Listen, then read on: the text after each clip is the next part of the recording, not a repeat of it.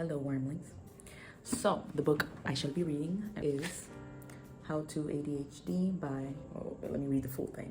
How to ADHD, An Insider's Guide to Working with Your Brain, Not Against It, by Jessica McCabe. Now, this isn't like, some fancy piece of literature or anything like that. This, I guess, falls into the personal wellness category. I wanted to talk about my experiences with ADHD, albeit undiagnosed. I've never gotten diagnosed for it. Honestly, it's one of those things where it kind of was always speculated. I kind of already know. You know what I'm saying? I just wanted to go ahead and see what new things I can learn that can help me, and for anybody else who's, wondering if maybe they got ADHD, or maybe not, maybe you don't have to have it, or maybe you already are diagnosed. I just want to see what tips we can learn to help us in our day-to-day. I want to be able to see what I can take and just talk to y'all about some of the reflections I've come upon, and and the connections that I make upon reading this book about my own brain, So yeah, come with me to learn more about our brains, okay? Don't mind me snacking on this big ass carrot. But also, I just want to say the way I found this book was actually my girlfriend. She don't have no ADHD, but she's dated people with ADHD before. And so upon the time that she has had to take to try to learn about this in order to, in her previous relationships, manage them better, right? Manage, or help better with her partners.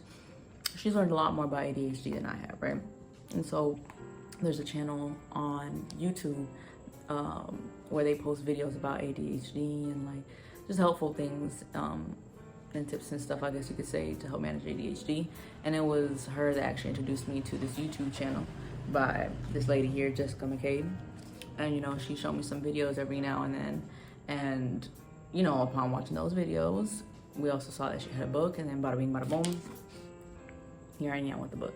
So yeah.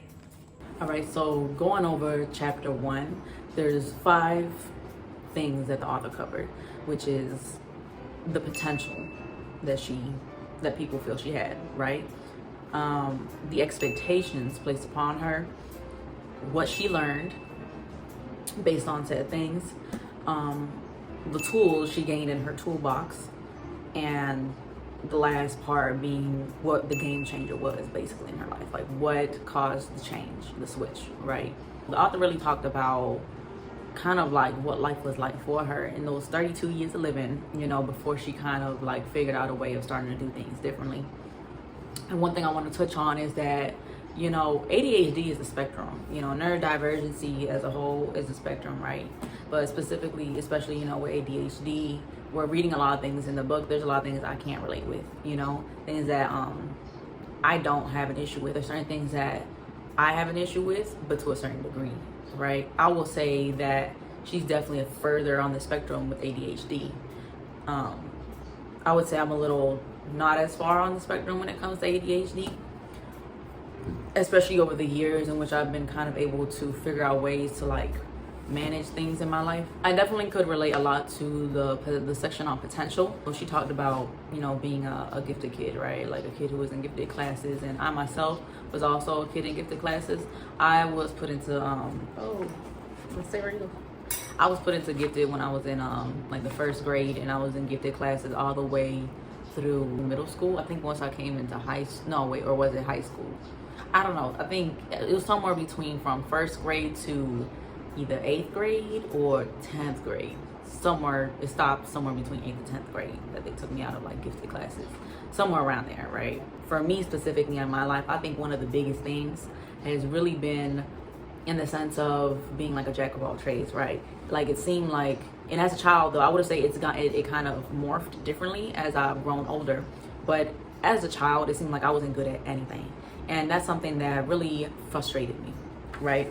Because it seems like I like to try so many different things, right? I love trying things. I love doing a lot of different things, but it seems like I just wasn't really good at doing anything in particular at all. Nor could I, it's kind of I like doing things, but I'm not good at them. And that was incredibly frustrating. One thing I could think of in particular was ballet, right? And I will never forget what frustrated me more than anything was like, I was not a flexible kid. I was not a flexible child. And so when you're doing something like ballet, although I enjoyed the ballet, I would oftentimes feel frustrated because it's like, man, like, why is that no matter how hard I try, I can't do a split. I am not as flexible as the other little girls, you know, like, and that was kind of the attitude and the issue with everything I did in life as a child, where it's like, man, why is it that no matter how hard I try, no matter how much I practice, I am just not good at these things? And so that's something that I relate to heavily. And I'm bouncing back through different sections and stuff on things she was talking about. You know, she talked about, you know, expectations, right? And things she's supposed to be, the type of person she was supposed to be, right? And these are expectations put upon her by society, by her family, you know, different people, friends, what's not. And things that, you know, should have been easy baseline things, right? Now, I will say for me particularly, I didn't seem to really give that much of a fuck about the expectations that society or family would try to put up on me. I think for me, what I struggled with is the expectations I put upon myself, right? But more so like, okay, like, I feel like I should be able to do this just off observing. And that's also things she, you know, kind of touched on, where it's not always someone trying to tell you to live up to certain expectations. Sometimes it's a matter of you looking around you and everyone around you seems to be able to do X, Y, Z, right? But you can't do it, you know? And so I think that's something that I definitely relate to that can really fuck with you. And for her, you know, it's different things, right? Being successful as a student, getting a college degree, paying attention in class, you know, those simple things.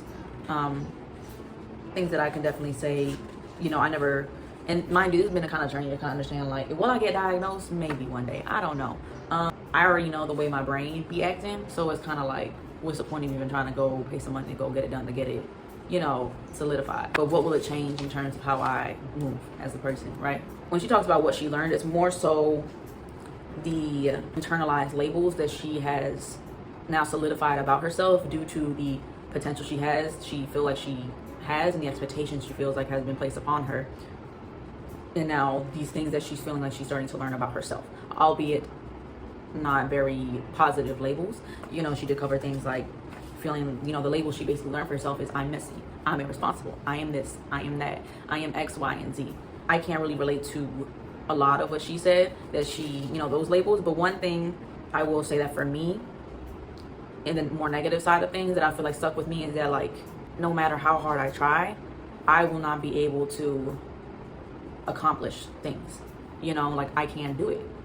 I just can't do it. And I think that's the thing that internalized for me. Like, I just can't do it.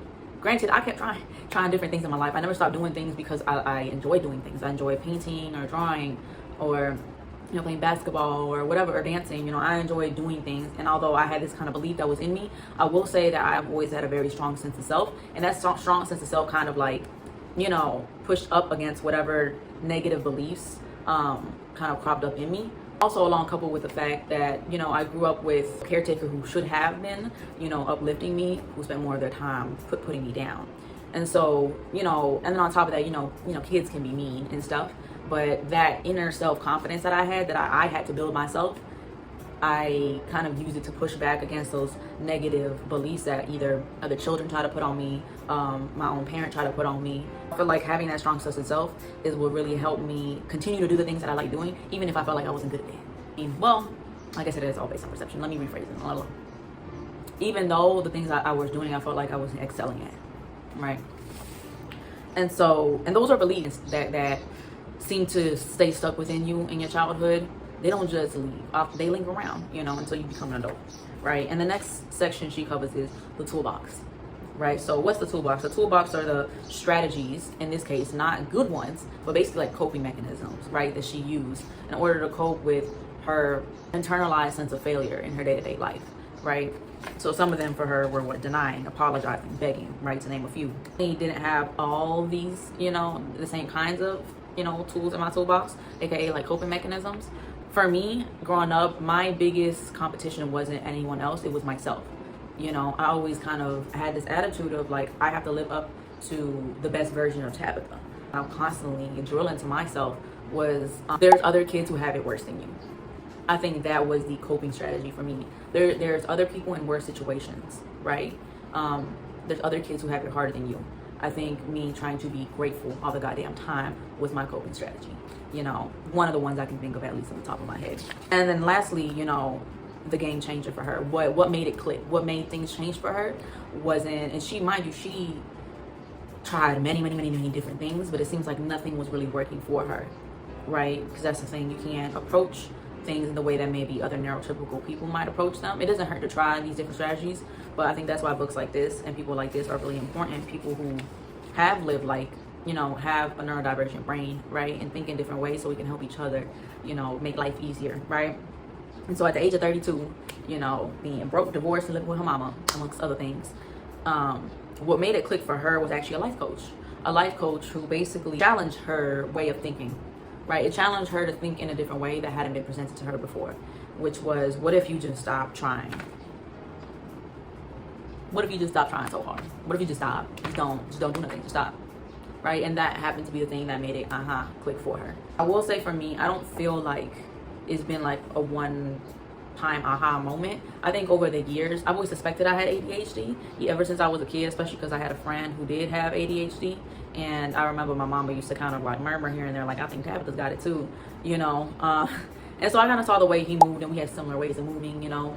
And just, you know, through teenagehood and stuff, all that, just the way that I moved, I was like, I might have ADD, ADHD, whichever one, right? It was kind of always that, like, yeah, I might have that, you know, I might, you know, have that. And, you know, once I became an adult, I kind of just, again, like, it was just a back of the mind thing where it's like, yeah, I probably do have ADHD, but I didn't really see how that would be affecting my day-to-day life. I didn't really pay much attention to it, right? But I think the most attention in my life that I have placed upon having ADHD and stuff, allegedly, I don't even know what I'm saying. Probably, I'll say that. It has to be this period of time in which I've spent with my partner, with my now partner. Because there's a lot of things that have come to her attention that aren't new to her, things that she's seen before, because she's been with neurodivergent women before. And so specifically, you know, with ADHD. And so there's a lot of things that she brought to my attention. And so this has kind of become a thing that now, instead of being in the back of my mind, has been placed on the forefront of my mind, you know, especially when certain behaviors or ways of doing things kind of just, we are now seeing more than ever the connections to how, okay, this is you and your ADHD, bitch. But one time in particular, where I had a whole breakdown. I was like, I feel like my brain is working against me. Like, I feel like I'm getting emotional right now. But I had a whole like breakdown thing. You know, I talked to my girl about it that day. I just feel like my brain's working against me. Why can't my brain work with me? Why can't my brain work with me?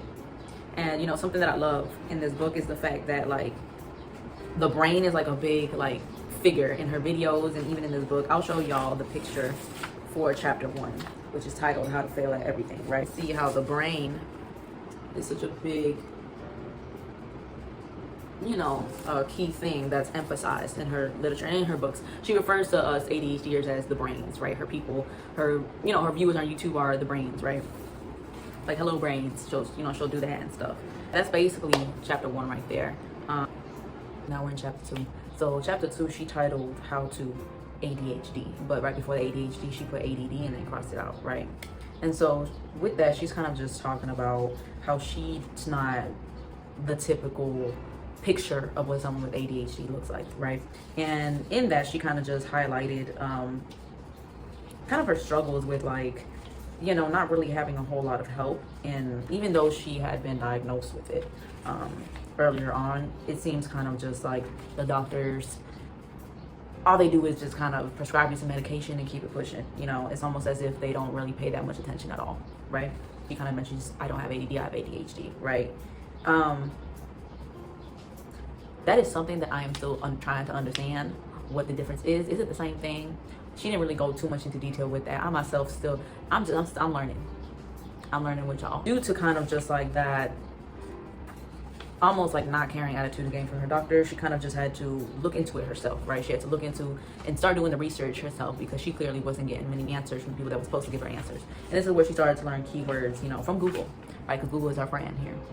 Google's been our friend. I know it's been my friend, right?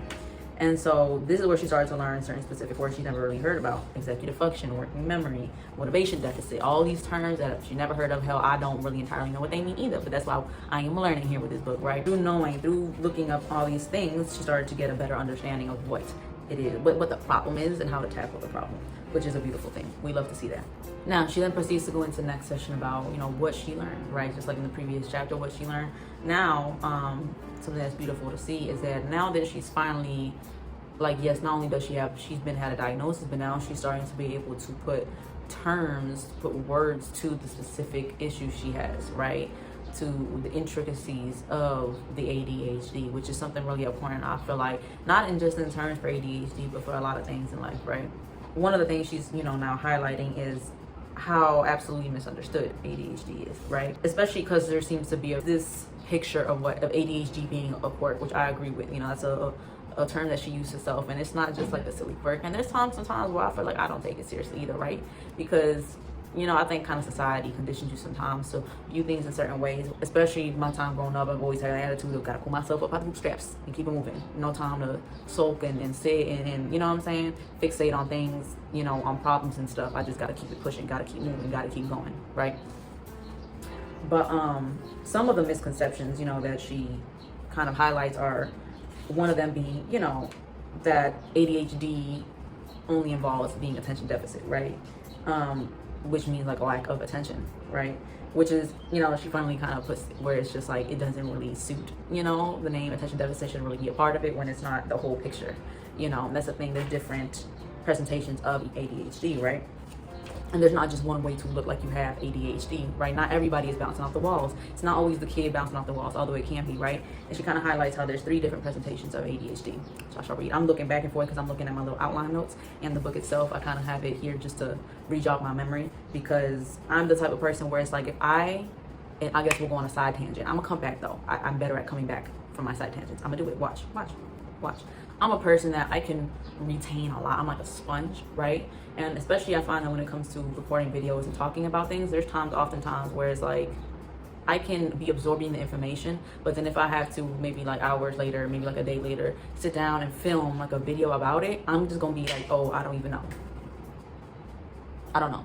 I can't really put it into great words for you because it's gone out my mind now. So this is why I kind of implemented, I've had to learn how to work with my brain, something that I'm gonna mention in a second, right? And figure out different ways of being able to retain information as I, not just retain it, but be able to soak in and then disperse back out to others, right? So that's why I got the book open in front of me, okay? And my little outline notes, my little outline. I guess it's not notes, it's just outline, right? Now wrapping it back around the 3 presentations of ADHD, boom, you see I told you I was coming back, right? So we got the primarily inattentive, just ADHD-PI. And then there's primarily hyperactive/impulsive, which is ADHD-HI, and the combined type, which is ADHD-C, right? Now, the one that a lot of people think about when they're thinking about like the stereotypical ADHD person is the ADHD-HI, the hyperactive/impulsive type, the type of people that can't sit still, right? And that's just a small container, like very basic way I'm explaining it, right? And then the primarily inattentive people are the people that are a little bit more like, they don't really check off as much as that of the boxes, even though they do have the same problems. They're not as outwardly hyperactive. It's more internal oftentimes, right? And then we have the combined type, which has symptoms of both inattentive and hyperactive/impulsive, right? And there's another thing too. There's other factors that also differentiate how it shows up. Gender, funny enough, gender actually also changes how it can show up. Males and females, it can come out differently, right? And that's something I myself noticed, because when I was a child, the friend I had who had diagnosed ADHD was a boy, and I found that wow, I look good right now. I just had to say, I'm looking at myself in the camera, might as well. But I found that although we had certain similarities, like I would clock we had some similarities, and this is just off observation. I was a very observative child. I also noticed we had some differences. We didn't really behave in the same manner. We had some differences, also some similarities. That's human beings in general, right? But just looking at it in the sense of ADHD wise, I could tell a difference, right? And another fun fact, most people who have ADHD are actually combined type, right? And some other misconceptions that it's a behavioral issue, when in fact it's a neurological issue. It can be, I guess, especially frustrating for a child and also parent alike, when people and just people in general, are not understanding that it's not a behavior thing. So you can't fix it in the same way you would a behavioral issue because it's a brain thing. Another one, we're gonna keep going, right? Is that ADHD isn't as serious. Just because you have, people with ADHD struggle with some of the same things that neurotypical people do, it doesn't mean it shows up in the same way. Yes, we might have some of the same struggles, but part of the problem with ADHD is that these struggles are a lot more extended and more consistent.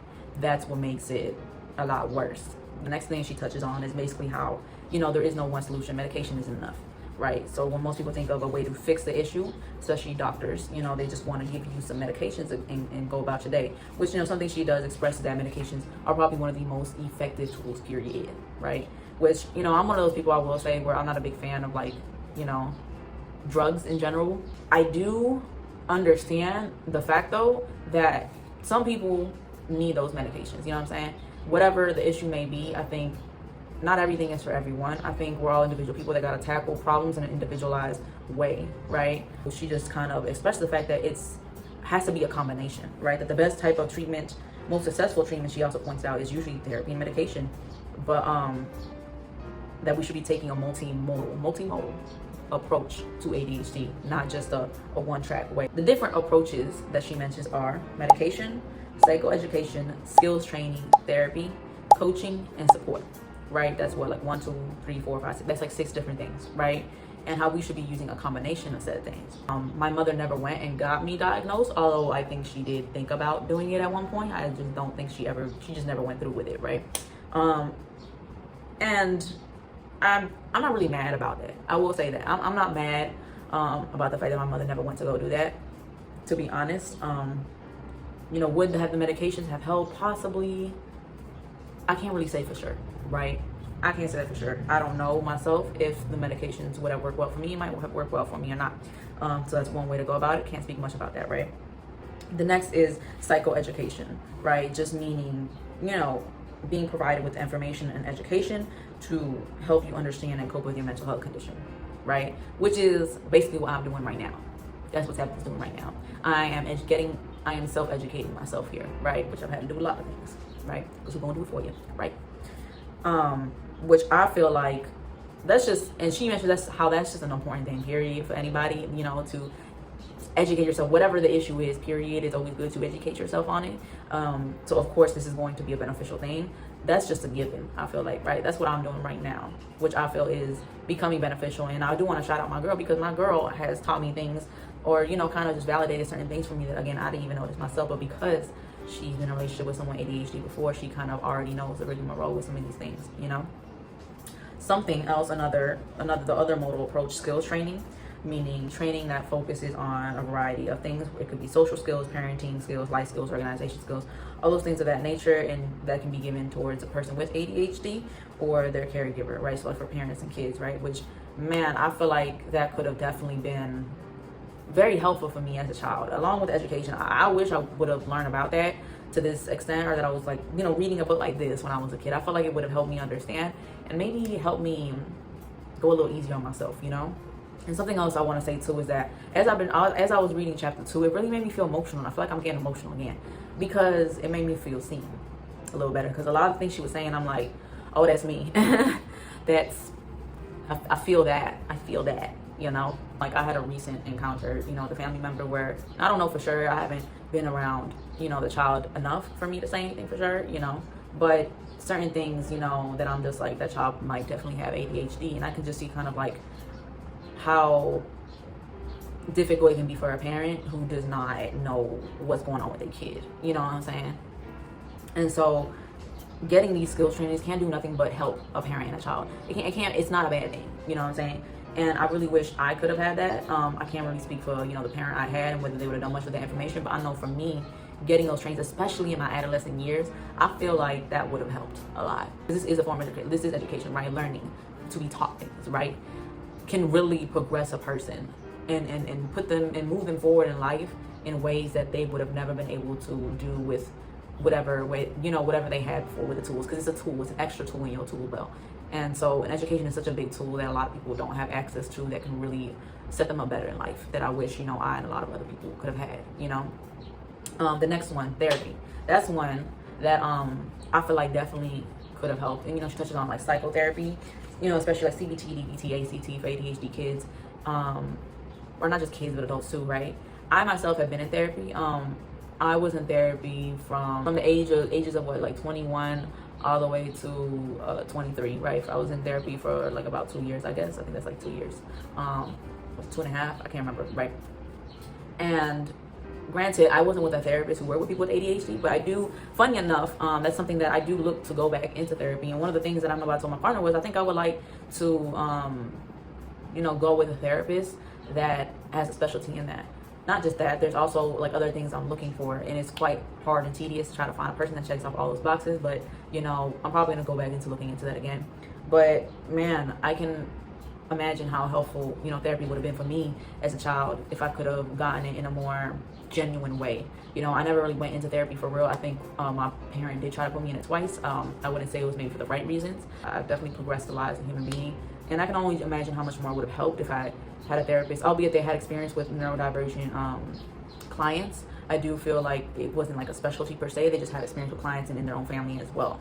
So there was a little bit of that in there, but it's one of those specialties that I think I'm looking into now. And then the next one being coaching. Coaching is something that, like an ADHD coach, I've never tried that before. Of course, I'm still kind of like figuring this stuff out pretty freshly, right?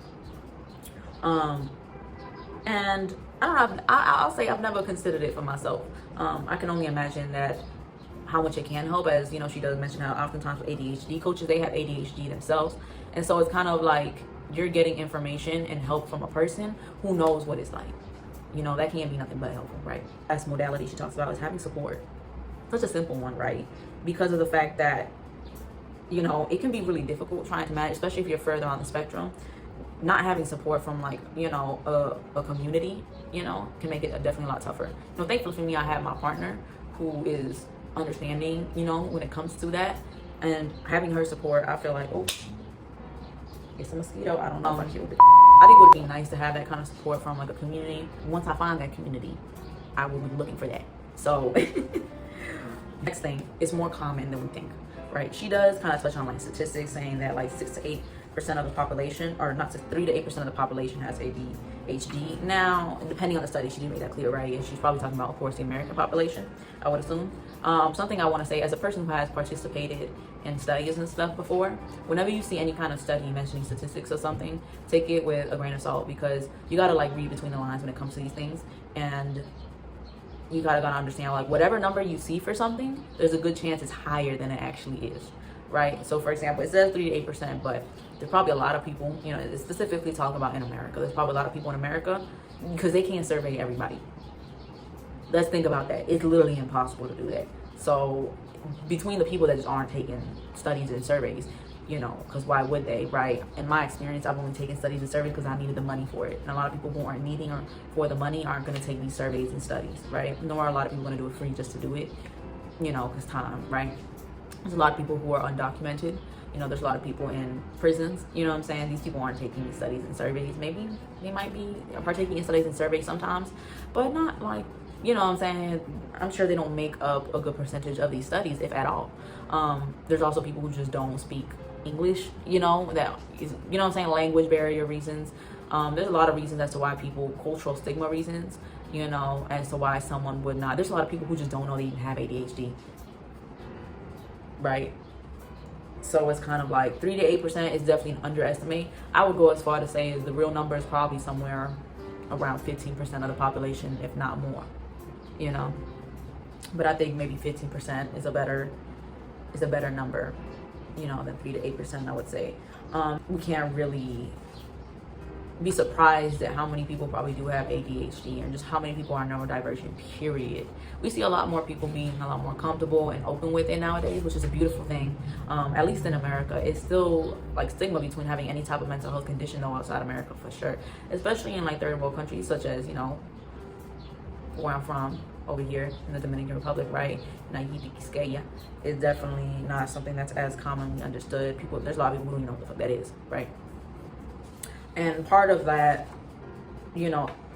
whole being, more common than we think, but at the same time, people not being able to be as open about it and stuff, or people just not being educated about it, is like she mentions that, you're held to the same expectations as people who are neurotypical. And so, unfortunately, a lot of people end up masking, and it takes a toll on them, not just their mental health, but their physical health. And this is why diagnoses, I guess, are important, what I'm saying? A lot of people don't realize how difficult it can be, you know, for people that are neurodivergent who have ADHD. And hell, oftentimes people with ADHD think this is just normal for everyone. They think everyone struggles to this capacity on their day-to-day basis, right? And this is why, you know, normalizing and destigmatizing these things is important, so we can have these conversations, so we can understand ourselves better, all of those things, right? Next section, you know, she just speaks on what the new toolbox looks like, right? What does the new toolbox contain? It is taking ADHD seriously, connecting with others, and working with your brain instead of against it, right? So we'll go into each one, right? Taking ADHD seriously. That just means, you know, to take ADHD seriously means to not dismiss, you know, as a person with ADHD or possibly ADHD, means to not dismiss your struggles just because society might tell you to do so. It means as a neurotypical person to not dismiss somebody's struggles and to have caring, compassion, and understanding, and to be open to understanding someone else's struggles, right? It means to be understanding with yourself, even those people, like, even I myself, I found that as I read this specific section, that this one made me very particularly emotional because of the fact that, like, man, maybe I do underestimate certain things a little too much, you know, maybe I've normalized certain things that shouldn't be normalized, you know. And she, you know, especially, you know, she just says, like, even mild, you know what I'm saying? If you put it on a scale, mild is like an 8. If you put on a 1 to 10 scale, and so you got to understand, maybe you should take yourself a little more seriously if your struggles are at a number 8, even though that's on the mild side of the scale of ADHD, right? It's about acknowledging that, you know, like, you can love the certain, you know, positive aspects, you know, that come with ADHD, but also she kind of points out that you also got to be real with yourself and acknowledge the fact that it is an impairment at the end of the day, and that it is a mental health condition, which is something that I myself, I feel like I'm still coming to grips with, you know, because I feel like sometimes it's not, and I'm like, am I downplaying things? You know. And the second tool, you know, in her toolbox that she mentioned is connecting with others. And by connecting with others, not just any person, but other people with ADHD, which is, I will say, for me, something that I haven't really done, you know, in my adult life. I haven't come across other people with ADHD, or at least that I think have ADHD, you know. And I do wonder, you know, how that kind of connection could be beneficial, you know, to me. Like, you know, as she connected with other people with ADHD, she saw all these traits that were valuable within them that made her think to herself, like, man, if I find those traits valuable in those people, then I can find value in traits of mine instead of only focusing on my deficits, you know, because I have value too. I have good traits too. And I think that's a beautiful connection that she made within herself, and that's a connection that we can all make within ourselves, you know. And the third, you know, tool that she mentioned, the toolbox that she's gained, you know, working with your brain, not against it. It's something I think about is like swimming up against the current, right? That's what I think about when she talks about this section. A fish just trying to go against this strong ass current. You know, the current's coming this way, honey. Why are you swimming this way? Maybe you should just ride with it, right? And that's basically what this is all about. Learning how, okay, what is helping me and what is not. Building the toolbox and using the shit in there, right?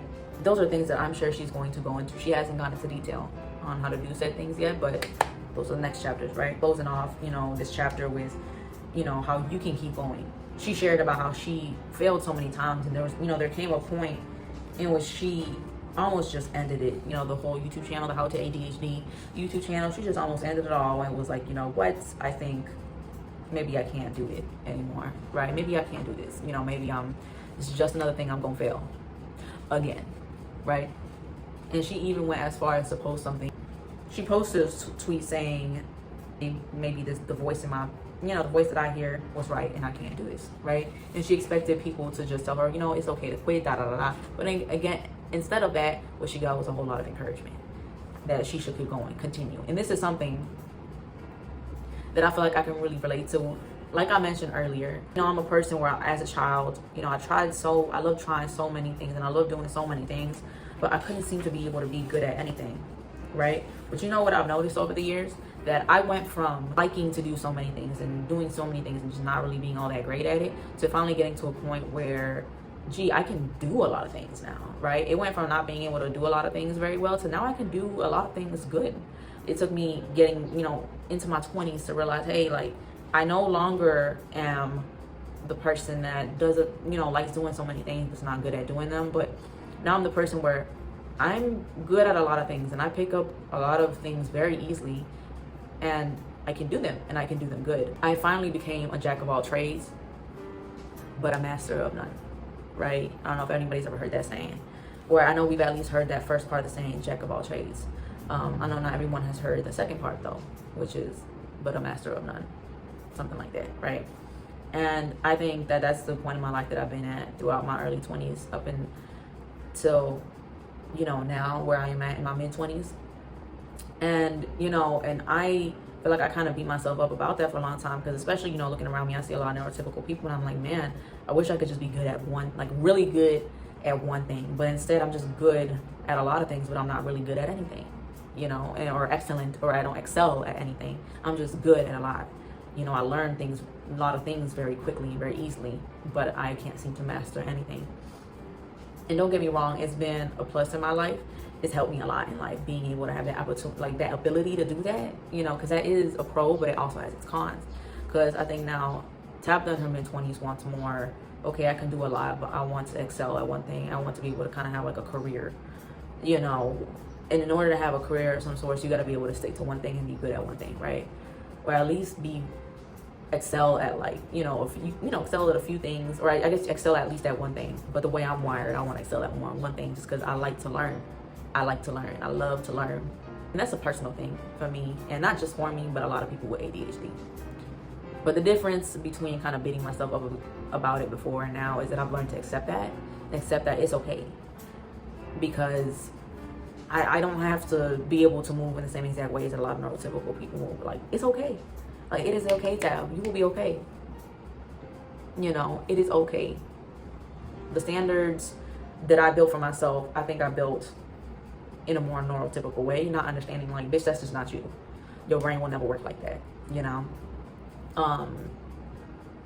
And these were standards that I feel like, it's not even because I was trying to be like other people. I think it's more so I had this vision that I guess was influenced by, you know, the neurotypical society of where tabs should be at by now, right? And that's kind of just been a lifelong thing that I've had to deal with. And I noticed that, like, there's no point in trying to pressure myself. Just continue to figure out ways to work better with myself. And I'm at peace with it now, you know? And I genuinely do believe that I will excel at something at some point, at least one thing. But it's okay if it takes me a little longer than other people. That's what I've had to come to grips with. It's okay if it takes you longer to have. Like, it's literally fine. It's fine. And with that, that is all I had to say about, you know, chapter 2, about the first couple of chapters in the How to ADHD book. We still have another 11 chapters to go over. So, you know, this is, you know, new vibe I'm going with the channel now, or this is a new lane that I'm taking the channel into. And if you fuck with it, if you like it, you know, subscribe, stay tuned, like, comment. This is kind of like one of the main formats that I'm probably going to go into, you know, chapter by chapter. I don't know if you want to call them reviews. I would like to call them literary discussions, book discussions, chapter by chapter literary, or chapter by chapter book discussions. Want to join the wormling crew? I don't know what to call this. I just like saying wormlings. I feel like it fits. Yeah. I feel like middle school tab. I used to make them big ass peace signs. That's a middle school tab pose right there. But yeah, I'll see y'all in the next chapters. Welcome to our virtual book club here.